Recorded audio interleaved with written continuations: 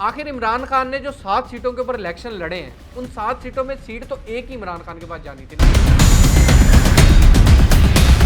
बार बार कहा मैं आज तारीख दूंगा, कल तारीख दूंगा, लेकिन अब आप ये इलेक्शन जीत गए हैं तो क्या आप ये दोबारा लॉन्ग मार्च का जो है वो ऐलान करेंगे। अस्सलाम वालेकुम, मैं हूं वकार इम्तियाज़। आप लोग देख रहे हैं मेरे यूट्यूब चैनल वकार इम्तियाज़। 16 अक्टूबर 2022 का दिन है, जहां सुबह लोग 8 बजे निकले हैं अपने घरों से और शाम 5 बजे तक लोग पोलिंग स्टेशंस पे रहे हैं। मैं बात कर रहा हूँ बाय इलेक्शंस की, जो कल पाकिस्तान के अंदर हुए। गर्मा गर्मी रही, कहीं हर पुरअमन इलेक्शन भी हुए हैं और किसी जगह दंगे भी हुए हैं, लोगों ने एक दूसरे को मारा भी है, लड़ाई भी हुई है, ये सब कुछ हुआ है। लेकिन इमरान खान की जीत हुई है। इमरान खान जो है वो 7 सीटों के ऊपर लड़ रहे थे, जिनमें से 6 उन्होंने अपने नाम कर लिए हैं, 1 सीट से वो हार गए हैं। टोटल 8 सीटें थी। 8 सीटों के ऊपर जो है वो 6 सीटें जो हैं वो मिली हैं पीटीआई को और 2 सीटें जो हैं वो मिली हैं पीपल पार्टी को, यानी कि पीडीएम को। क्योंकि 13 से 14 जो जमातें हैं वो एक पीडीएम अब खिलाई जाती हैं और जो पीटीआई है वो सिंगल एक जमात है। लेकिन इमरान खान की जीत हर तरफ नज़र आई है, लोग खुश हैं, हर कुछ है। लेकिन मेरे कुछ सवालात हैं मेरे ज़हन के अंदर, वो मैं इसी वीडियो के अंदर आप लोगों के साथ शेयर भी करूंगा और आप लोग मुझे वो बता भी सकते हैं कमेंट सेक्शन के अंदर कि आखिर वो जो बातें हैं वो मैंने क्या ठीक की हैं या उसमें कितनी हद तक जो सच्चाई है, या अगर आप लोगों के उन बातों का जवाब अगर आपके पास है तो आप भी वो मुझे कमेंट सेक्शन के अंदर दे सकते हैं। सबसे पहली चीज़ ये कि मुल्तान NA 157 यानी कि एक बहुत बड़ी सीट थी जो कि कल पीटीआई यहाँ से हार गई है। क्योंकि एक मैं अगर आप लोगों को बताऊं कि मारूसी सियासत ख़त्म करने का इमरान खान का एक बयानिया था जिसके अंदर वो कामयाब हुए हैं, जिस वजह से मैं ये कह रहा हूँ कि इमरान खान यहाँ से हार कर भी जीत गए हैं। अच्छा, वो हार कर जीते इसलिए हैं क्योंकि उनके बयानी की जीत हो गई है, क्योंकि यहाँ के लोगों को समझ आ गई है कि इमरान खान का बयानिया है मारूसी सियासत नहीं करनी।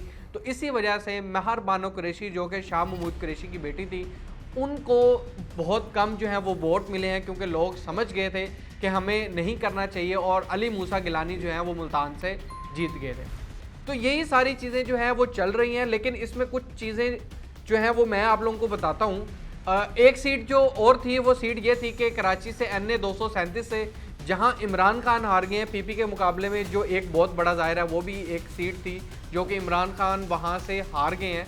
लेकिन अब कहा यह जा रहा है कि इमरान खान के यानी कि जो पीटीआई के लोगों का उसके ऊपर बयानिया है वो ये आया है कि वहाँ धांधली हुई है और भरपूर तरीके से धांधली हुई है। यानी कि मकसद यही हुआ कि जब आप इलेक्शन जीत जाएँ या जब कोई भी पार्टी इलेक्शन जीत जाए तो बिल्कुल साफ शफाफ इलेक्शन हुए हैं। लेकिन अगर आप कहीं से भी हार दें या कुछ भी हो जाए तो उसके ऊपर फ़ौरन यही आता है कि जी हम अदालत जा रहे हैं, इलेक्शन सही नहीं हुए, धांधली की गई है, पोलिंग स्टेशन के ऊपर धांधली हुई है, जो पोलिंग स्टेशन पे लोग हैं उन्होंने मिलकर धांधली की। तो ये सब क्या चल रहा है हमारे।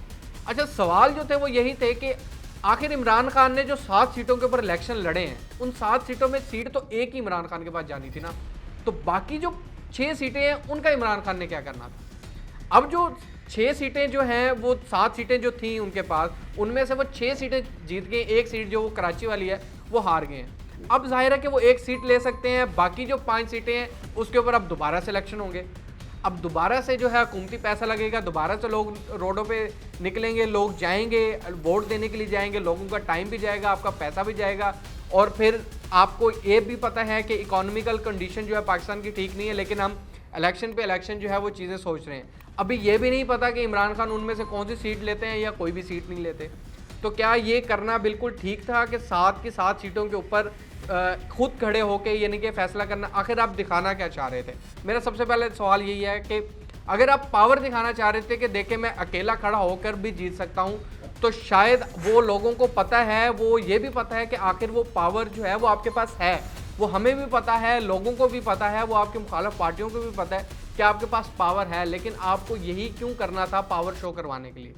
और दूसरा ये कि अब जब दोबारा इसके ऊपर इलेक्शन होंगे तो फिर क्या वो खुद खड़े होते हैं या अपनी पार्टी के किन किन लोगों को खड़ा करते हैं, ये भी एक बहुत बड़ा सवाल है। क्योंकि आज उन्होंने इजलास बुलाया अपनी पार्टी का, अब उस इजलास के अंदर वो क्या अहम फैसले होंगे वो तो ज़ाहिर है हम देखेंगे।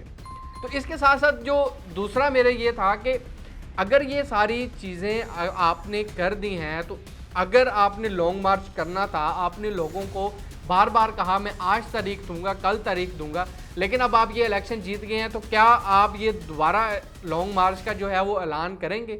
हकीकत बात है, आप ऐलान करेंगे। अगर आप ऐलान करते हैं तो फिर उसका बयानिया क्या होगा? क्योंकि अगर आप इलेक्शन हार जाते हो और लॉन्ग मार्च का आप ऐलान करते तो सब लोगों को समझ आ जाती कि इलेक्शन में धांधली हुई है या कुछ भी नैरेटिव जो है वो बिल्ट हुआ है, जिस वजह से आपने जो है वो इलेक्शन का जो है को दोबारा इलेक्शन कमीशन को तंग करने के लिए या इलेक्शन कमीशन को कहा जाए कि जी धांधली हुई है, दोबारा इलेक्शन करवाए जाएँ, इसलिए लॉन्ग मार्च होना था।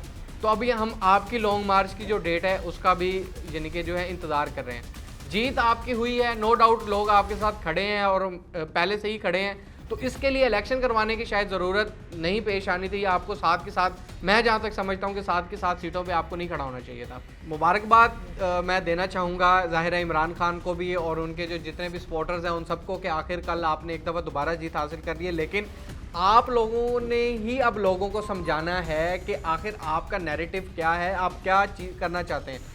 आपकी बात मान ली है कि आप हुकूमत को गिराना चाहते हैं ताकि हुकूमत गिर जाए और जो है वो आप लोग दोबारा इक़्तिदार में हैं, लेकिन इसके बाद आके इसके लिए जो फैसले आप कर रहे हैं क्या वो दुरुस्त हैं? ये चीज़ भी आपको शायद लोगों को बतानी चाहिए कि बार बार इलेक्शन होने से जो हमारे इकोनॉमिकल हम जितने वीक हैं हम उतने और ज़्यादा वीक होते जाएंगे। तो ये एक मेन फैक्टर जो है वो मुझे नज़र आ रहा है। तो बाकी मैंने सोचा कि आप लोगों के सामने जो है वो सारी बात सामने खोल कर रखूं जो मेरे जहन में थी और वो मैंने बातें आप लोगों के सामने रखी हैं।